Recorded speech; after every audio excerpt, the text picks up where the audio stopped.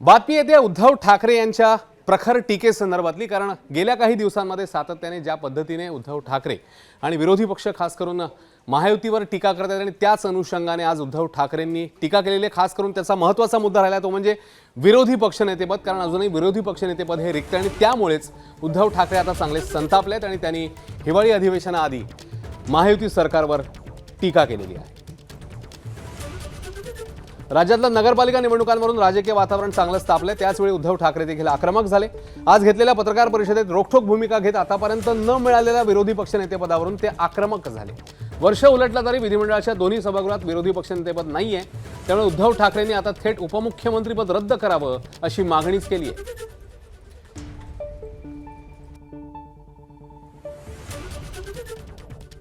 ताबडतोब त्यांनी विरोधी पक्षनेतेपद दोन्ही सभागृहाची जाहीर केली पाहिजेत आणि जर तुम्ही आम्हाला कायदे दाखवणार असाल तर मग उपमुख्यमंत्रीपद हे तत्काळ रद्द केलं पाहिजे। कारण असं संविधानामध्ये कुठेही तरतूद नाही। म्हणून जे काय त्यांच्याकडे खाती असतील त्या खात्याची मंत्री त्यांना बघा, त्यांच्याकडे कोणाच्या कुठल्या चाव्या द्यायच्यात, तिजोरीच्या द्यायच्यात किंवा बाथरूमच्या द्यायच्यात, ते सगळ्या चाव्या त्यांच्याकडे द्या, पण त्यांना उपमुख्यमंत्री हे बिरुद आता लावता कामा नये। आणि कायद्यानुसार एक लोकशाही जिवंत ठेवण्यासाठी विरोधी पक्षनेतेपद दोन्ही सभागृहात या सरकारने येत्या अधिवेशनात जाहीर केलीच पाहिजे, ही आमची आग्रही मागणी आहे।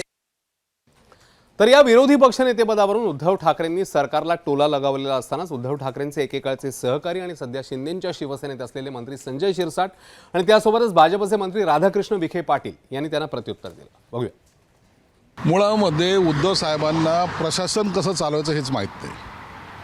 विरोधी पक्षनेता पद द्यायचं म्हणजे नेमकं काय?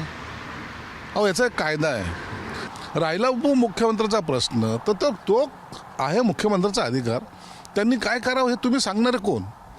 एक तर जेव्हा सत्तेत होता एकही खात्याचा मंत्री नसलेला मुख्यमंत्री, अशी तुमची कारकीर्द, असं कधी झालंय का इतिहासामध्ये? जबाबदारी घ्यायची नाही पण पद मला हवंय, ही जी काही भूमिका आहे ना ही त्यांची मुळात चुकीची आहे।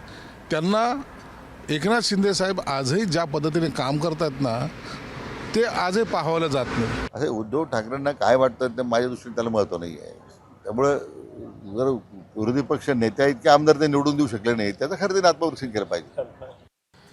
तर विरोधी पक्षनेतेपदावरून महायुती सरकारवर टीका करणाऱ्या उद्धव ठाकरेंनी आता मंत्री मंगल प्रभात लोढा यांच्या कालच्या वक्तव्याचा धागा पकडत पुन्हा एकदा निशाणा साधलेला आहे आणि महायुतीवर पुन्हा एकदा घणाघात केलेला पाहायला मिळतोय। भाजप नेते लोढांनी काल सर्वच राजकीय पक्ष फडणवीसांच्या इशाऱ्यावर चालतात असा दावा केला होता। हाच धागा पकडत उद्धव ठाकरेंनी शिंदेंच्या शिवसेनेसह महायुतीतल्या सर्वच पक्षांना टोला लगावलाय। शिवाय उद्धव ठाकरेंनी पुन्हा एकदा भाजपला अॅनाकोंडाची उपमा देत शिवसेना आणि राष्ट्रवादीला इशाराच दिलाय।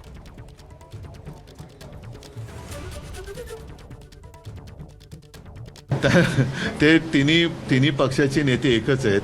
महायुती म्हणून जे काय ते नावाला त्यांची नावं आणि निशाणे वेगळ्या जरी असल्या तरी त्या त्यांच्या सगळ्या बी टीम आहेत आणि मी तर असं म्हणेन की त्यांचा मालिक एक आहे। महायुतीतही प्रवेश होत आहेत पण त्या प्रवेशांवरून नाराजी नाट्य दिसते, कारण एकमेकांचेच प्रवेश घेतले जात आहेत। आणि आता मी जो मागे एक शब्द वापरला होता अॅनाकोंडा, त्याचा अनुभव त्यांच्या महायुतीतल्या त्यांच्या मित्रपक्षाने यायला लागलेला आहे की ते त्या दोन्ही पक्षांना गिळल्याशिवाय हा अॅनाकोंडा आता थांबणार नाही।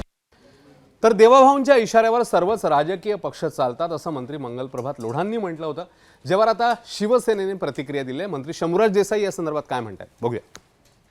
मंगल प्रभात लोढा साहेबांनी एक सांगायचे की तुम्ही म्हणताय ती वस्तुस्थिती आहे, 14 पर्यंत भाजप एवढी ताकदवान नव्हती, पण 22ला आदरणीय शिंदे साहेबांनी जी भूमिका घेतली त्या भूमिकेमुळे भाजप सत्तेमध्ये आलं, भाजपला सत्तेमध्ये चांगला वाटा मिळाला आणि शिवसेना आणि भाजप ही पूर्वीची असणारी युती आदरणीय शिंदे साहेबांनी परत भक्कम केली, परत पुनर्जीवित केली। आम्ही शिवसेना भाजपची युती भक्कम करायची म्हणून आम्ही सत्तेतनं बाहेर पडलो। त्यामुळे याही गोष्टीचा मंगल प्रभात लोढांनी निश्चितपणे या पार्श्वभूमीवर गांभीर्याने विचार केला पाहिजे। एबीपी माझा, उघडा डोळे बघा नीट।